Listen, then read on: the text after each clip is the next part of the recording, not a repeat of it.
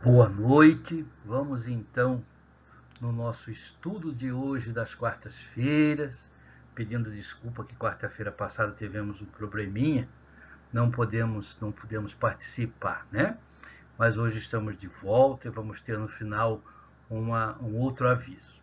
A princípio, então, vou convidar a todos para que nós, nesse momento, levássemos o nosso pensamento a Deus, nosso Pai, a Jesus, e vamos agradecer pela oportunidade, agradecer pelo carinho com que somos tratados pelo plano maior, e que esses bons espíritos possam se fazer presente no nosso estudo, nos intuindo, nos trazendo os esclarecimentos necessários. Que Jesus nos abençoe, hoje, agora e sempre. Bom, hoje nós achamos esse tema aqui muito interessante, para que a gente possa praticamente fechar o ano de 2021. No bom combate. Está no livro Palavras de Vida Eterna, do nosso querido Emmanuel, ditado pelo nosso querido Chico, né?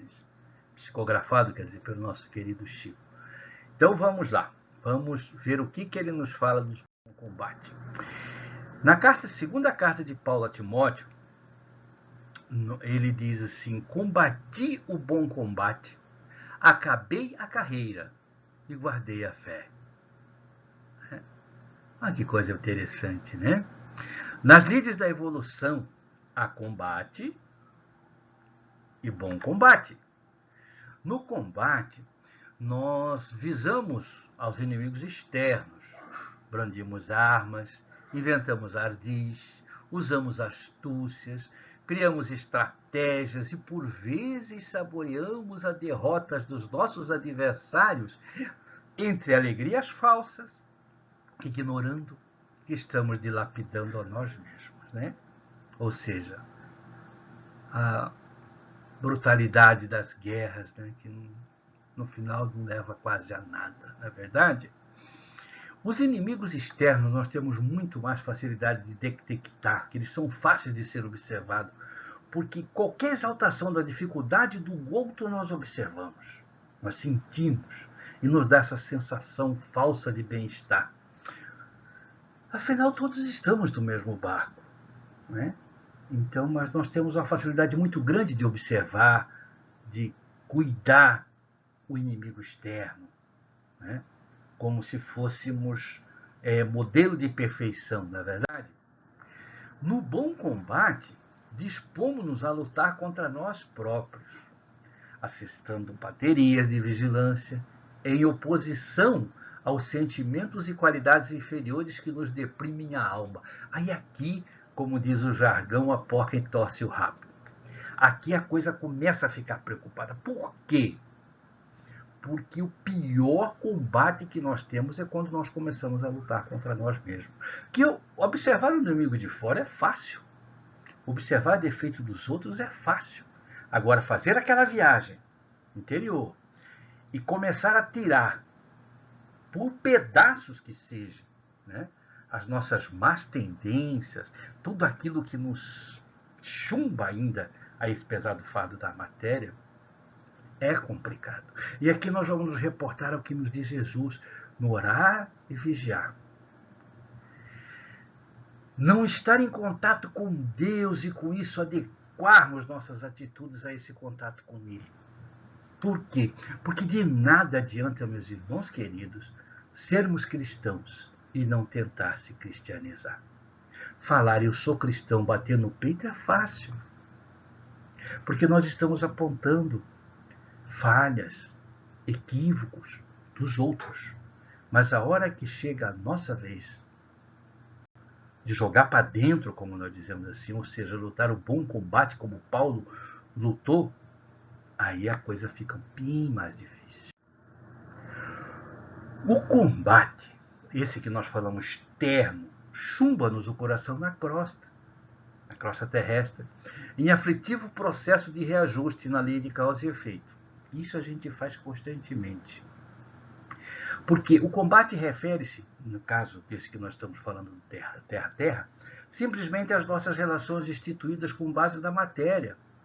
Muito embora nos lembremos de que não estão aqui somente as nossas relações monetárias, mas também as nossas relações interpessoais, aquelas que nós viemos para ajuste, os nossos relacionamentos, perante a nossa imortalidade do ser. Né? Se nós começarmos a analisar por esse lado, nós vamos perceber que esse combate externo não faz sentido algum. Né? Como a gente fala das idiotices das guerras, né? Por vezes, fala, meu Deus, o povo está brigando, um cidadão pega uma arma, vai lá atirar no outro que ele nunca viu na vida, porque uma meia dúzia de cabeças pensantes o colocaram como inimigo, né? Esse troço muito esquisito. Nós, graças a Deus, já passamos por essa época de barbárie, mas ainda tem muitos espíritos jornadianos entre nós que ainda têm essa mentalidade. Nós vemos hoje, na política, no futebol, na religião, esse embate sem motivo. Estamos todos no mesmo barco, somos viajores do tempo. Para que isso? Né? Já o bom combate, aquele que Paulo nos diz, nos ensina, e nós vamos ver porquê, liberta o espírito para quê? Para as ascensões nos planos superiores. Se nós analisarmos a vida de Paulo de Tarso, grande exemplo, né? Que eu acho que acredito que todos nós devíamos ter pegar um pedacinho para estudar, para procurar adequar ao nosso dia a dia. É fantástica a vida desse cidadão. Paulo de Tarso, escrevendo a Timóteo, nos últimos dias da experiência terrestre, forneceu-nos preciosa definição nesse sentido. Por quê? Até aquele momento que ele se encontrou com Jesus, né, ele lutava o combate, não o bom combate, o combate. Por quê? Nós sabemos pelas histórias bíblicas que Paulo era um gentio, perseguidor de cristão. Ele era, como se diz assim, assalariado do Sinédrio, perseguidor ferrenho, justo, porém duro com os cristãos. Né? Então, ele que andava nesse combate, como se diz, pessoal contra Jesus, ele, desde que ele encontrou o mestre no caminho de Damasco, a partir daquele momento ele transformou o combate em bom combate. Por que ele transformou o combate em bom combate? Porque até no caminho de Damasco, que nós sabemos da história, Paulo estava a serviço, a função dele era estiver em função de louros mundanos, ele era ávido por dominações transitórias. Mas desde o instante em que Ananias o recolheu enseguecido, que a gente sabe dessa história, né? Que Jesus disse a Ananias anteriormente, vai lá receber Paulo. Ele falou, Senhor, aquele perseguidor de cristão é aquele mesmo, né? Que Jesus já sabia de antemão que a claridade do mestre ia enseguecer o Paulo momentaneamente para que ele acordasse, saísse do combate para o bom combate. Mas por que ele saiu? Porque até nesse momento, ele não era Saulo, Paulo era Saulo, né? Desculpem. Ele apenas combatia. Combatia porque tinha uma meta, foi colocada ali uma meta externa, nada interior, tudo externo. A hora que ele topa com Jesus no caminho de Damasco, Jesus fala, Saulo, Saulo, por que me persegues? Não sei. Lembra que nós contamos uma vez uma história, um fatozinho até interessante, que a gente, num desses nossos bate-papos, é igual aqueles cachorros que correm atrás de carro. Corre, o carro para, ele não sabe o que ele vai fazer com o carro. Ele volta sem graça.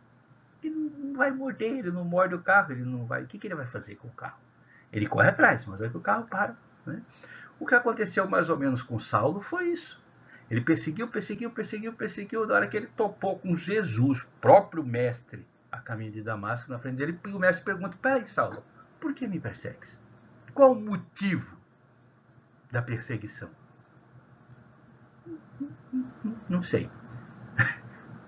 Nós ficamos lembrando os soldados, vamos supor, que são mandados por uma guerra, chega lá e topa com o inimigo. Vamos supor que os dois estão sem arma, um pergunta pro outro, mas por que você quer me matar? Não sei, não sei. Entendemos? Então, para entendermos a diferença do combate e do bom combate, né?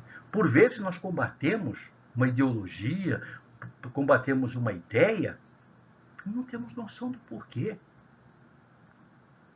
Né? Não temos noção.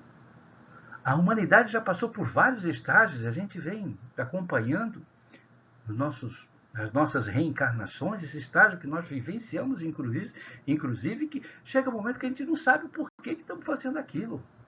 Porque os outros estão fazendo ou porque alguém nos mandou.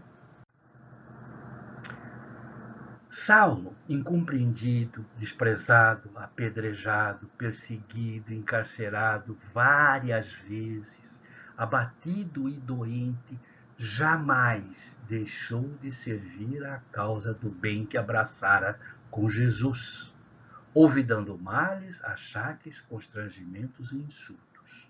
Isso depois do encontro dele na entrada de Damasco com Jesus, em que ele foi socorrido por Ananias, cego da luminosidade do Cristo.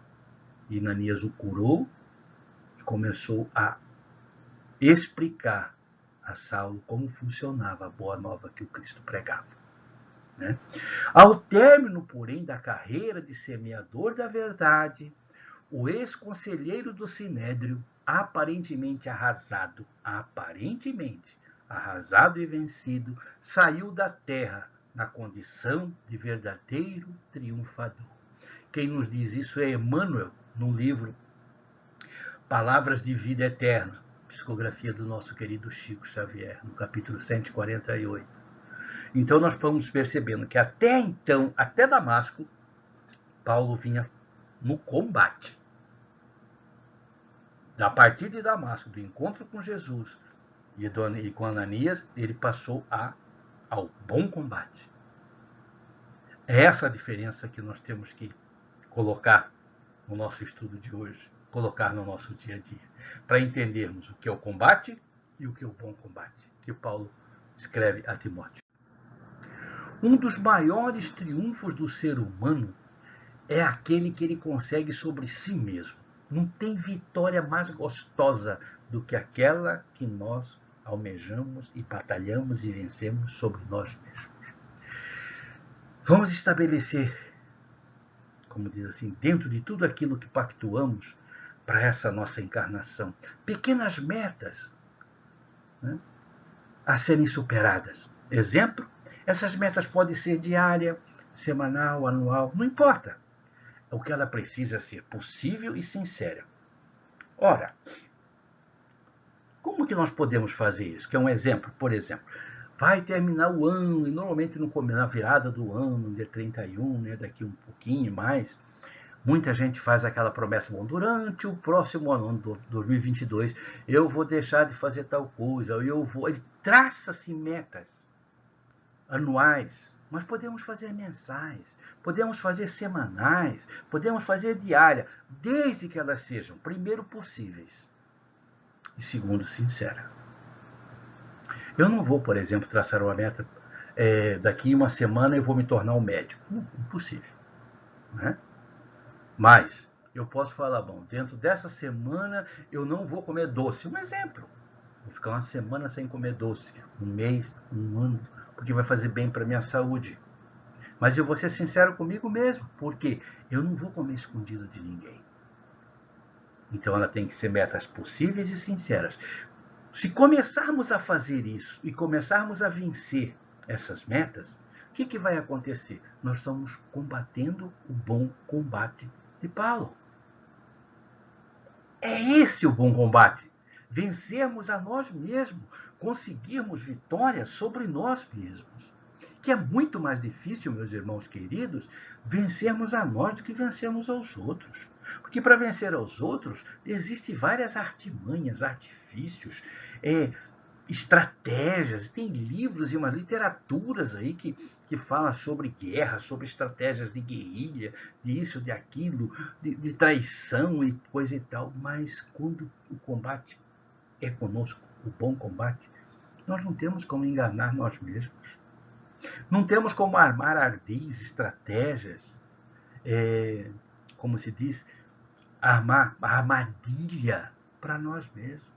Não tem. Porque a nossa consciência é absoluta. Não tem como. Vamos olhar para a nossa alma. Aqui é uma proposta.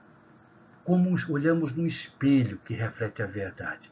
E nesse olhar para a nossa alma, vamos identificar atitudes nossas e nos fazer algumas perguntas. Por exemplo, o que fazemos que não cabe mais em nossa viagem evolutiva? Hoje, o que eu faço hoje que já não cabe mais nessa minha encarnação, nessa minha viagem evolutiva? Aí eu preciso ser sincero.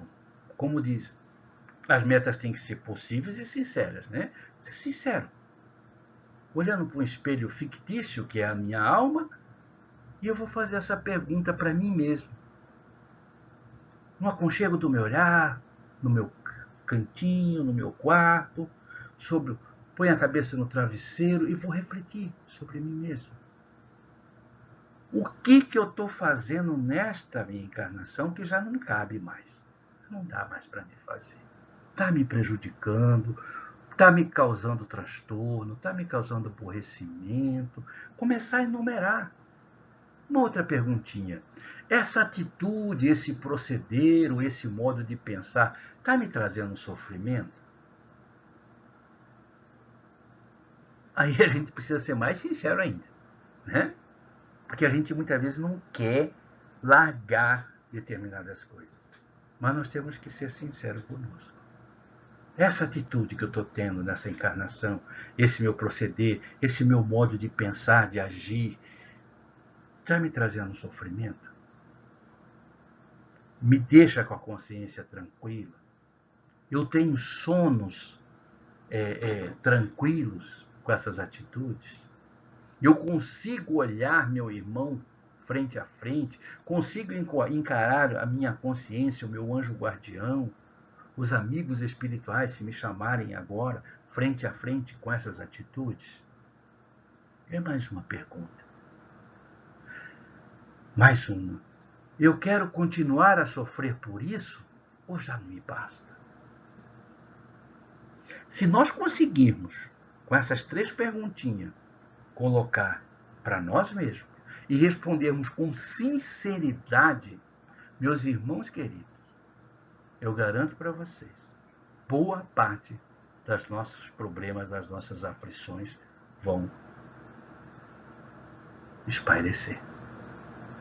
Porque muito dos nossos sofrimentos, parece que é brincadeira, mas não é. Muito dos nossos sofrimentos são em virtude das repetições dos mesmos gestos, das mesmas atitudes que nós já tivemos no passado.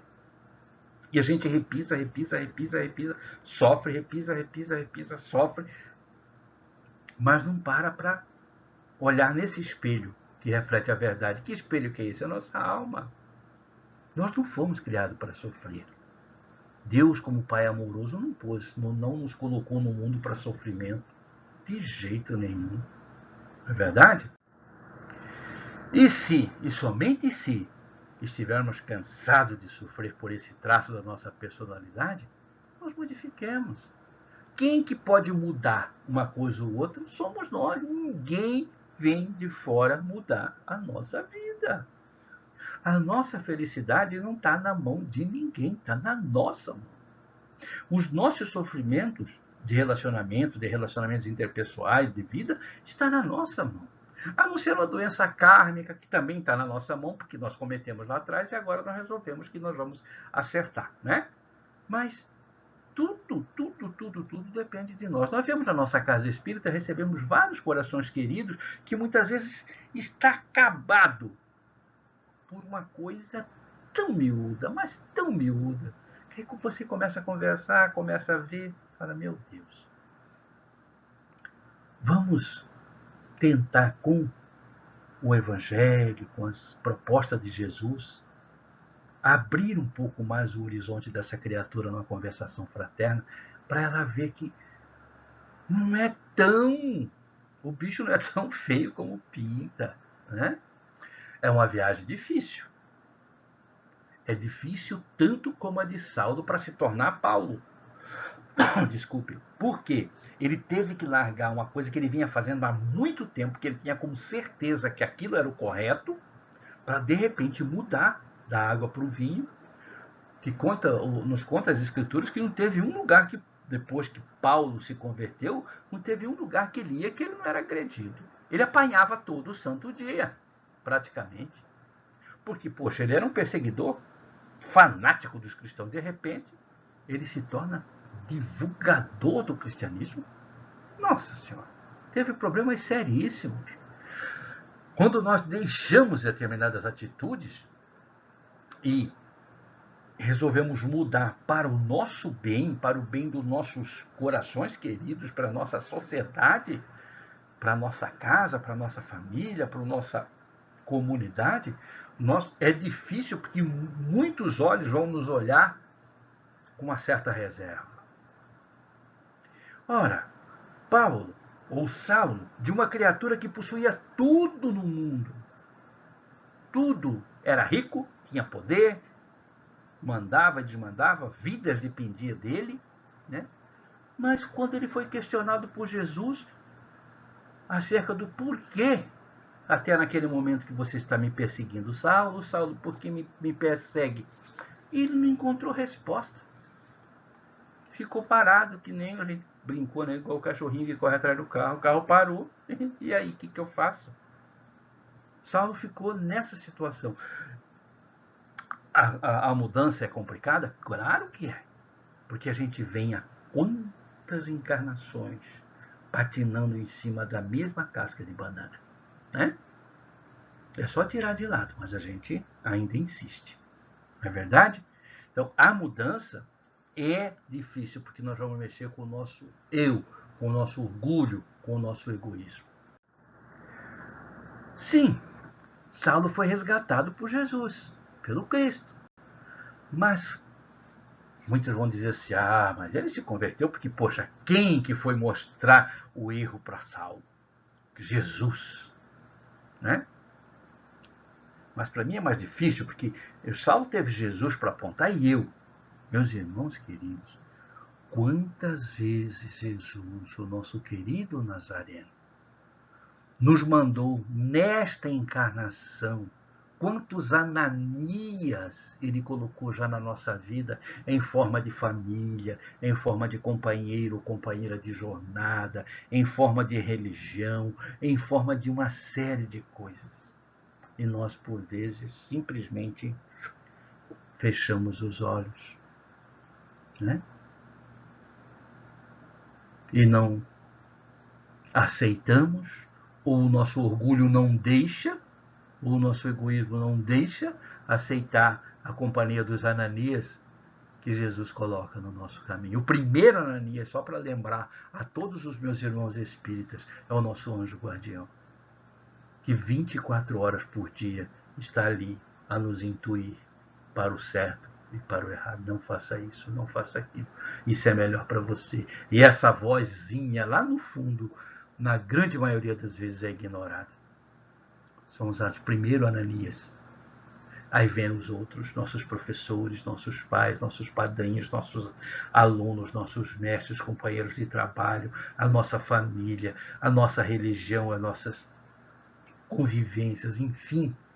Quantos e quantos Jesus coloca diariamente a nos auxiliar. Então nós não podemos dizer que Saulo teve a presença do Cristo e nós não. Nós temos a presença do Cristo todo santo dia. Nós estamos precisando só aceitar a presença através dos seus propósitos. Que possamos, meus irmãos, abrir os olhos de nossa alma para as nossas possibilidades de um bom combate. Todos nós somos capazes disso. É fácil? Não. Não é fácil. É difícil? É, mas não é impossível. Tá? Nós podemos, sim. E nos lembremos do bom combate de Paulo, que levou Cristo para fora do círculo dos hebreus. Ele tirou o cristianismo de dentro dos hebreus e levou para o mundo. Nós temos que tirar de dentro das nossas casas espíritas o espiritismo e levar para o mundo, porque o espiritismo nada mais é do que o cristianismo redivivo. Muitos de nós, infelizmente, somos espíritas só dentro da casa espírita. Nós temos que tirar esse espiritismo de dentro da casa espírita e levar para fora, para o nosso trabalho, para a nossa convivência, para a nossa casa, para os nossos amigos. Levar Jesus em forma de bom comportamento, de boas atitudes, de atitudes moral, de atitudes éticas, como Paulo fez. Mesmo sofrendo achaque, apanhando, sendo preso, ele levou o cristianismo para fora dos hebreus, do mundo dos hebreus. Vamos sair desse círculo, essa é a proposta, de expiação e travar o bom combate, né? Nessa nossa existência ainda dá tempo. Nós estamos na transformação, né, de prova e expiação para a regeneração, mas ainda dá tempo, né? Meus irmãos, deu o nosso horário e, como eu disse no começo, nós tínhamos mais um recadinho. O Movimento Espírita Francisco de Assis, o nosso querido MEFA, todo ano, quando chega no final de dezembro, nós damos uma pausa, né, para que os nossos corações queridos que ali frequentam, que ali trabalham, passem o mês de dezembro e de janeiro junto com seus familiares, em confraternização, e nós retornamos normalmente os nossos estudos a partir da primeira semana de fevereiro. Agora, as nossas reuniões mediúnicas continuam normalmente. Os nossos estudos, eu vou desejar a todos vocês um Feliz Natal, um próspero Ano Novo e que, na primeira semana de fevereiro, se o Pai da Vida permitir, estaremos aqui novamente, juntos, estudando, aprendendo, levando um pouquinho mais de carinho aos seus corações queridos que nos acompanham. Por isso que eu disse, hoje nós fizemos um tema um pouco diferente para deixar a proposta do bom combate já como meta de 2022 para todos os que nos acompanham, a nossa casa de oração. Um beijo no coração de todos vocês, que Jesus nos abençoe.